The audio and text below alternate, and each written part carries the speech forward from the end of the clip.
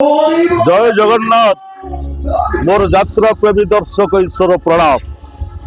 मु आपण मानकर छोटिया यात्रा कलाकार अभिन्न पाड़ी मत थर आपण मैंने देखा पाइबे यात्रा ग्रांड मॉल में मु आसुची खूब निकट में फेब्रुआरी 14 रु 18 परमहंसपुर 42 मौजा कटक।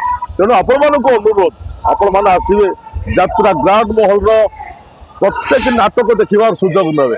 सुंदर मेलोडी, सुंदर डांस, सुंदर नाटक सबु परे आम अनुष्ठान अनुसंधान मूलक नाटक कंकाल कांदुची कांधारे तो बाट रही चाहे आखि कांदुची ना एठी लुह कांदुची एठी स्वामी सिंदूर को भरोसा नाई।